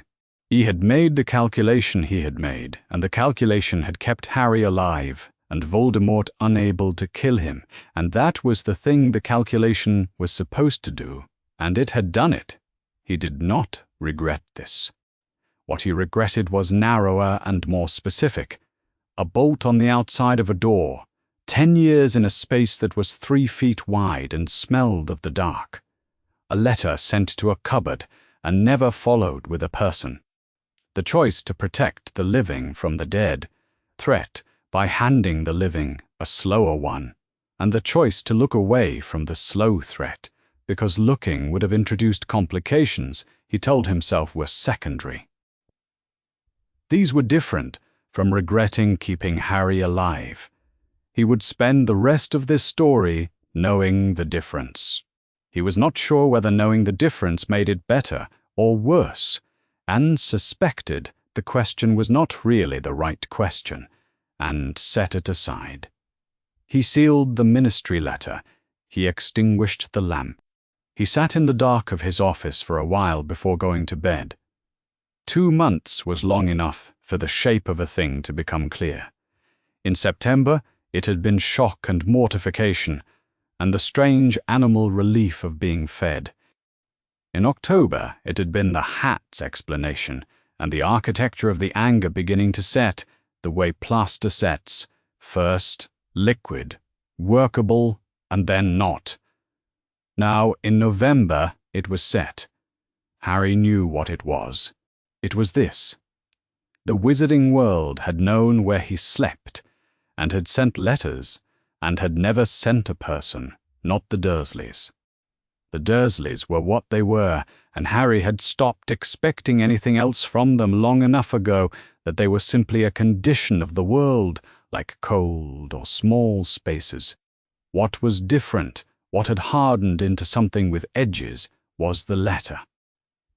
The letter that had come to the cupboard, addressed to the cupboard, which meant someone had looked at where Harry slept and written the address down and posted it and considered this adequate. He had been inside that address. He had been the reason for the address, and no one had considered that fact worth acting on until 300 people had experienced it against their will. He was in the corridor outside Charms when Draco found him. He had been making his way back from the library with a book about transfiguration theory that Hermione had recommended, and Draco came around the corner with his 2 large accompaniments, and the expression he wore when he had a remark he was pleased with. "Still getting people to feel sorry for you," Draco said. His pale grey eyes moved over Harry with the specific contempt of someone who had decided in advance that he was looking at something lesser. Must be nice, needing the whole school's pity to feel special. Harry looked at him. He was 11 years old, and he had spent 2 months not saying the things he was thinking to the people who deserved them, mostly because he had not been certain what he was thinking, and had needed the time to get it clear. He was clear now. "I remember your face," Harry said, "the night of the sorting." Draco's expression shifted, barely, but Harry was practiced at reading barely. "You looked frightened," Harry said. "Not superior, just frightened, same as everyone else." He held Draco's gaze for a moment. "I thought you might want to know that I noticed." He walked past him. He did not look back. He heard nothing from Draco's direction, no remark, no sound from the 2 large accompaniments, which was not how these corridor encounters usually ended, which meant it had landed the way he had intended it to land. He turned the corner and kept walking. It was not a victory exactly. He did not feel victorious. He felt in the way of someone who has said the accurate and precise thing for the first time in an ongoing situation, like something that had been slightly off-center, had been adjusted, not resolved, adjusted. Ron was waiting for him at dinner. "All right," Ron said, which was his standard opener that meant both hello and what's happened, and Harry said, "Fine," with enough specificity that Ron looked at him once, and then did not ask further, because this was one of Ron's more useful qualities. They ate for a while. Ron explained at some length why the beef stew was significantly better than last Thursday's, a distinction Harry did not entirely follow but appreciated for its normalcy. Then Ron said, with the casual directness of someone thinking out loud, "Bill and Charlie won't be at home over Christmas. Fred and George might stay here, actually." "I might too." Harry looked at him. "You'd stay at Hogwarts, maybe?" Ron shrugged. "Some people do.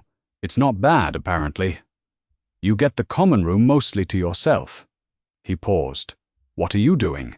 Harry had not thought about this. He genuinely had not thought about the end of term as a thing that arrived, with directions you had to choose between.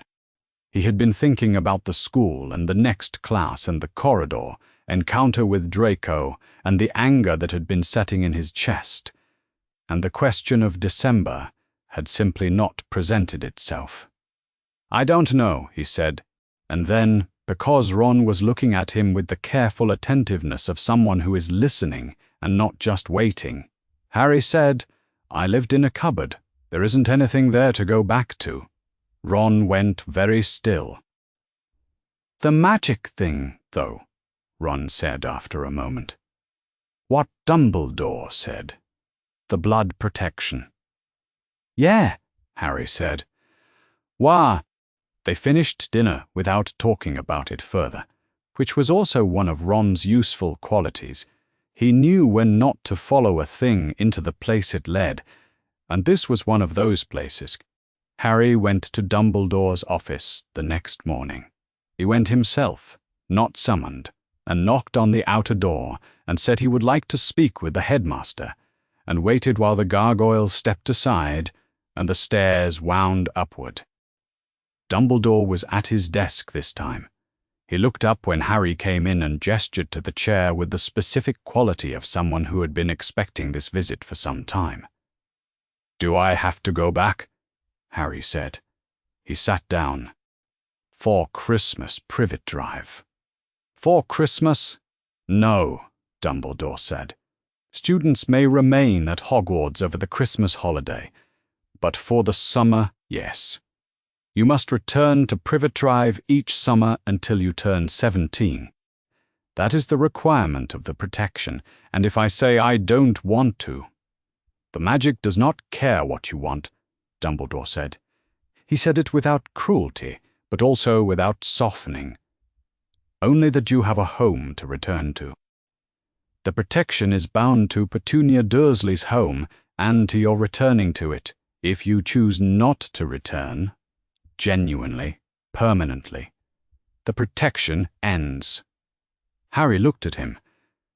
"I didn't have a home," he said.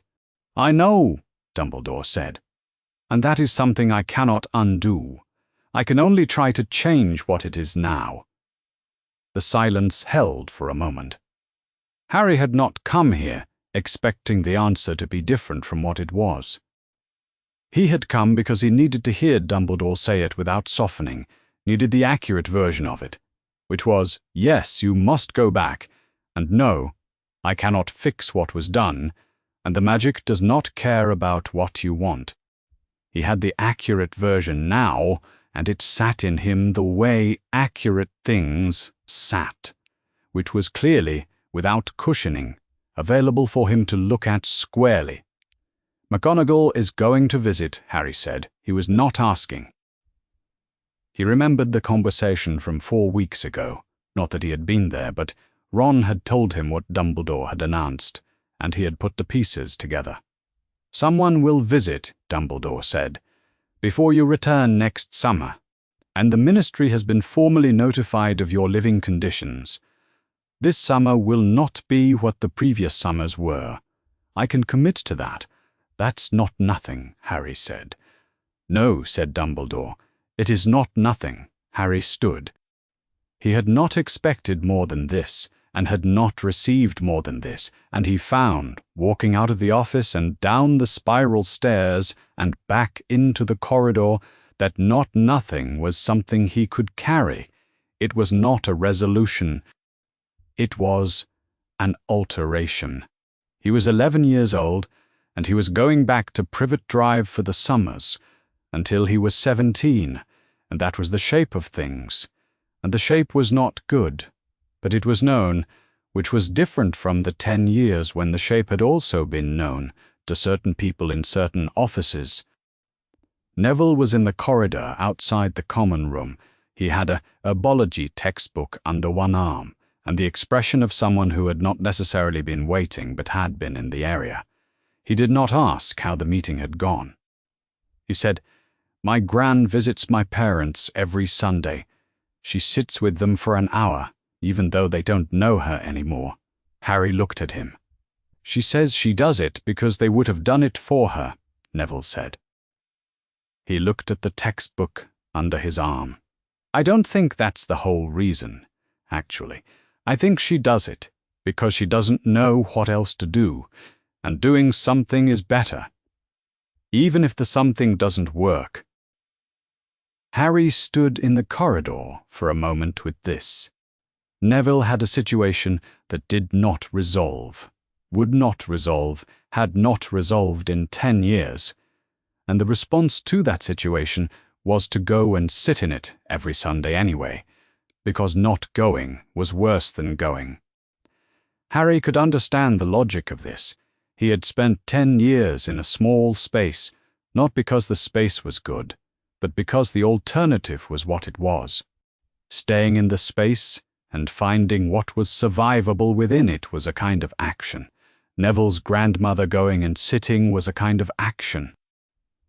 Going back to Privet Drive and returning at the end of the summer, different from how he had arrived, was a kind of action. "Yeah," Harry said. "Okay?" Neville nodded. He shifted the herbology textbook. "There's a herbology essay due Friday," he said. "I'm a bit stuck on the 3rd section. I'm probably stuck on the same bit," Harry said. They went inside. December arrived, the way December arrived in Scotland, which was without apology. The enchanted ceiling at breakfast showed frost-coloured sky, low and pale and flat, and the upper corridors of the castle were cold in the way that stone is cold, not temporarily. Harry had learned in September that his robes were considerably warmer than anything he had ever owned, which remained true in December and remained something he had not said aloud and was not planning to. Fred and George Weasley had discovered in the last week of term that the corridor outside the Charms classroom produced a particularly satisfying echo if you said the right thing at exactly the right pitch, and were working through their options systematically. Harry had passed them 3 times this week, and each time they had been experimenting with something new, and each time one of them had caught his eye and grinned with the uncomplicated warmth of people who had decided some time ago that Harry Potter was all right and were expressing this not through conversation, invitation to participate in something that was probably against at least 2 school rules. He had been down to Hagrid's hut twice since October. The visits had not been about anything in particular. Hagrid made tea and produced things from his garden that Harry ate when Hagrid indicated they were edible, and they talked about the castle and Hagrid's chickens and the properties of various trees in the Forbidden Forest. Hagrid did not mention the cupboard. Harry did not mention the cupboard. Hagrid's guilt expressed itself through invitations and tea, and Harry recognized the shape of a person trying to be present, without knowing how to address what they felt about not having been present before. The last potions lesson of term fell on a Wednesday. Snape was at the front of the dungeon with his particular quality of controlled cold. Not a performance of coldness, but the actual thing, precisely calibrated, which Harry had come to understand was more useful than the performance would have been. He had been harsh all term, not selectively, evenly. Harry had been docked points for a wrongly spelled ingredient label in October, and for a question Snape considered self-evident in November. And neither of these had felt personal, which was its own complicated kind of information. They were working on a stabilizing solution. Harry had read the chapter twice the night before, because he had learned that reading the chapter twice was the difference between following Snape's lesson and not following it, and following it was preferable.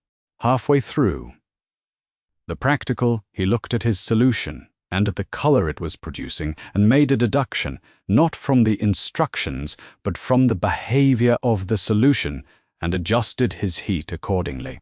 Snape moved through the class during the practical. He came to Harry's station and looked at his cauldron. He looked at the ingredient Harry had added. He looked at the adjustment Harry had made to the heat. He made a note in his ledger and moved on. He did not comment. He did not take points. He also, Harry noticed, without being certain why he noticed it, did not find a reason to indicate the deduction was wrong, which it was not, and which Snape therefore could not claim it was. Harry filed this without examining it too closely and finished the stabilizing solution and cleaned his station. He did not know that in Snape's ledger the note read, "Correct adjustment, unaided," the first time Snape had written correct next to his name without qualification. He finished his solution and went to dinner and did not think about it.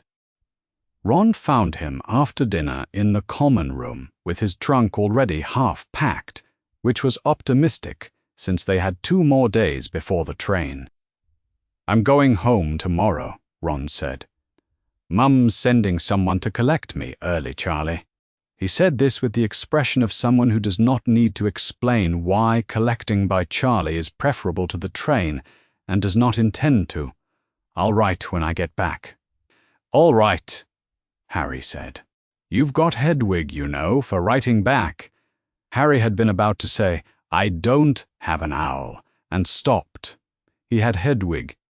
Hedwig was in the owlery right now, roosting, waiting as she waited every night, having apparently decided that Harry was hers in the uncomplicated way that owls decided things.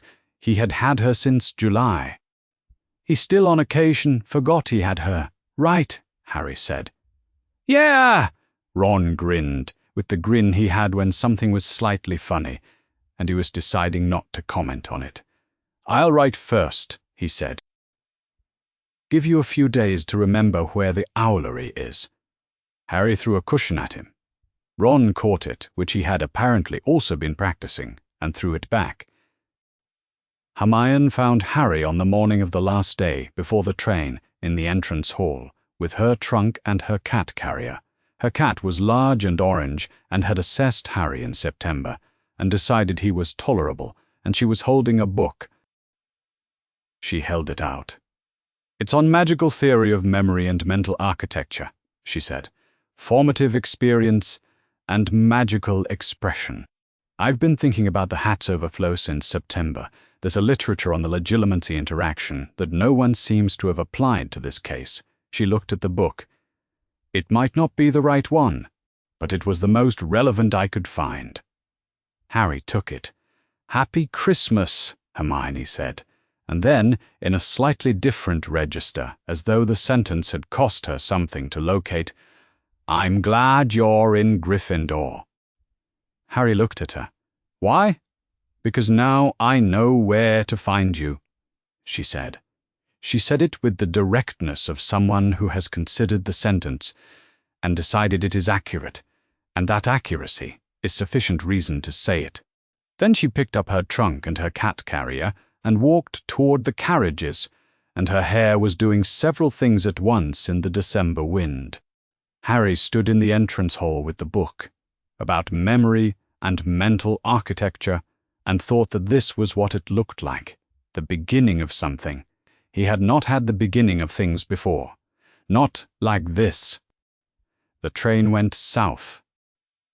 Hedwig was in her cage on the seat beside him, asleep, and the book Hermione had given him was open on his lap at the 3rd page, where it discussed the difference between episodic memory and structural memory, the things you remembered as events and the things that had shaped the architecture of how you thought, with some surprise that he understood most of it. Outside the window, England came on gradually, the Scottish hills softening into lower ground. He had come the other direction 4 months ago, a wizard for 32 days, knowing nothing of what to expect. And the thing that had happened was not what he would have chosen. but he had come through it, with things he had not had at the start, which he was going to carry.